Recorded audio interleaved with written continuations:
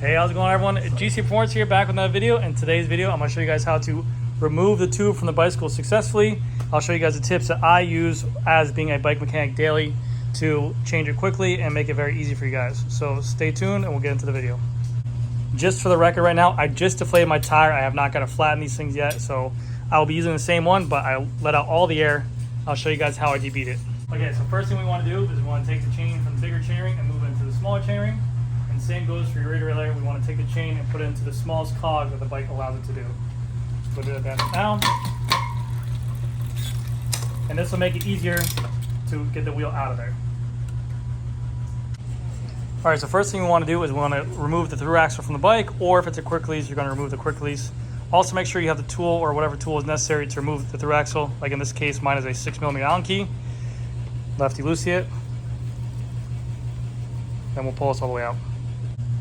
Quick side note as well, when the wheel is out of there, do not squeeze the rear brake because there is no disc in there and it'll push the pads together and you'll have to reset your calipers.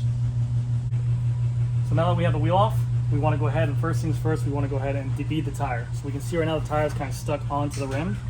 That means the bead is underneath the lip of the tire, so we want to go ahead and push away. So just kind of grab and pinch, push, grab, pinch, push.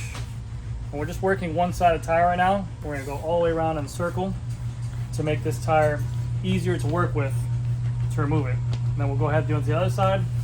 Same thing, push. You want to work it all the way. And all we're doing is creating space to make this tire easier to work with. So now we have the whole tire debeaded. I could, on some tires, if they're loose enough or if they're old enough, you can sometimes just take, pinch, and lift, like on this one. But just we'll play the card that's not. So what we'll do is we'll use our tire lever, and we'll go ahead and we'll get it underneath one side of the lip of the tire, like so. And we gotta go all the way around like this. And once that tire's off, then we can go in here and fish the tube out. And we're gonna pull the tube out like this. So now that the whole tube is removed and we have the tire off, what we're gonna do now is we're gonna check to see what caused the puncture. We're gonna run our fingers inside the tire to see if there's a piece of glass or a needle or something like that inside of here that caused it. You can also sometimes visually see on the top of the tire if there's something sticking out, but we just wanna run our fingers all the way through to make sure nothing's there. While doing so, you can also check the inside of your rim to see if there's any damage to your rim tape, the rim strip on here, and sometimes the hole can be caused from the inside of the rim. So we want to make sure that everything looks good on there. All right, now that we checked the tire and made sure everything's good, we're going to grab our spare tube and then we're going to reattach the tire onto the rim. So we're going to find the rim hole on our tire. We're going to make sure that we have the right direction of the tire, which way it's going. Like for the turbo cottons, the red logo is going to be on the drive side. So that's our good direction indicator. And as just a mechanic or someone who cares about what the aesthetics of the bike looks like, the logo of the tire usually always goes where the valve hole is. But now what we'll do is we'll work it onto the rim like so. That's good to go. And now we'll grab our new tube. Now that we have the tube taken out of the box, what I like to do is give the tube some shape. So I'll usually blow into it. Like I said, this is an older style tube right here. So, or it's already been used, so it's gonna take a while to blow up.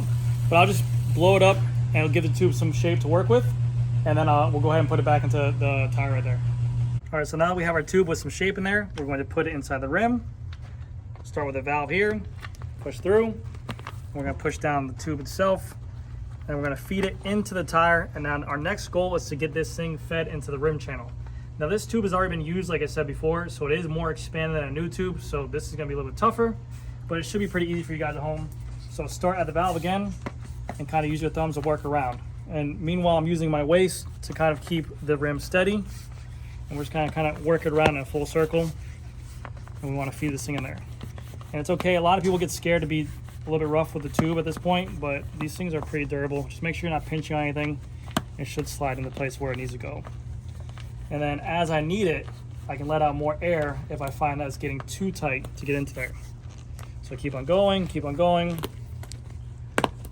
And now tube is in there, but still feels very tight. So what I'll do is I'll let out a little bit of air like so, and then I'll start working the other bead on.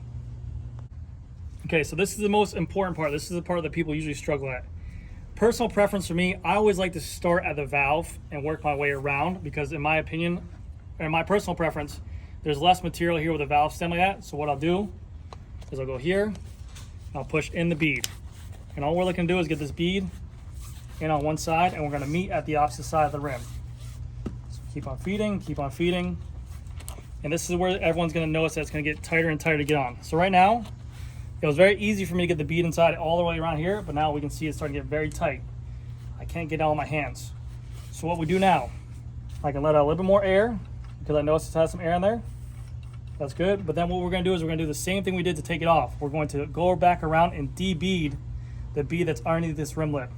And this will give us more room to work with it. So watch, we go like this, we pinch, we move it. We pinch both sides, and we move the tire bead back into the center of the rim.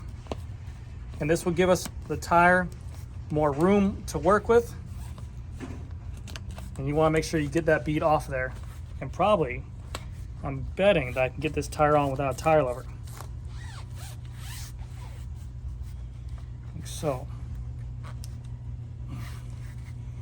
No, it's still a little bit tight, but I can finish it off with a tire lever. Let me go get a tire lever, and I'll show you guys what I'm talking about. Now that I have my tire lever, and also, if you guys ever try to put a Continental on a Reynolds or something like that, it's very difficult. This tire is very easy to work with. We can see right here, I place my thumb on the opposite side, and I put my tire lever here, and just feed in very slowly. We want to make sure we're not pinching the tube, but the way we avoid that is by feeding the tube into the rim channel. See? Just like that, it's in there. We make sure that the bead is in there. We make sure the tube is not sticky out anywhere. And then we fill it up slowly to make sure the tube is not going to pop out of any places. So we're going to treat this like our CO2. We put it onto there, and we fill it up all the way.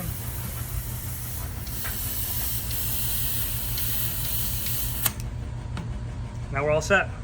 The tire is beaded on there, and now we can put it back into the bike. So the biggest part we have left is to put the wheel back into the bike. This is where a lot of people get confused. Our main goal is to get the cassette in between the chain like so, like that, and then we're going to take our hand on the derailleur, pull back the cage. I'm going to rotate this back into place, and we want to just line it up. We want to make sure the disc goes where the disc brake caliper should go.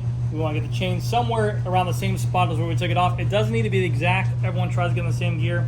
It could be around these 3 or 4 lines, it doesn't matter, and then we can kind of hold it up, put our through axle in, and then once we spin it, it will self-correct.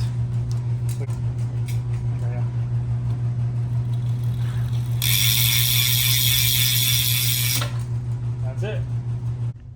All right, guys, so that's gonna do it for this video right here. It's actually pretty simple to take the tube on and off. A lot of people just get more intimidated by doing it because they don't do it so much. I do it every single day, so yes, it's very easy for me. But what you really want to focus on is going ahead and de-beading the tire and pinching around to give the tire more room to work with. That's where a lot of times, like I think like 2 or 3 years into it, that's when the light bulb clicked, and I realized that I was changing, like I think, a wheelchair tire. It was just impossible to do.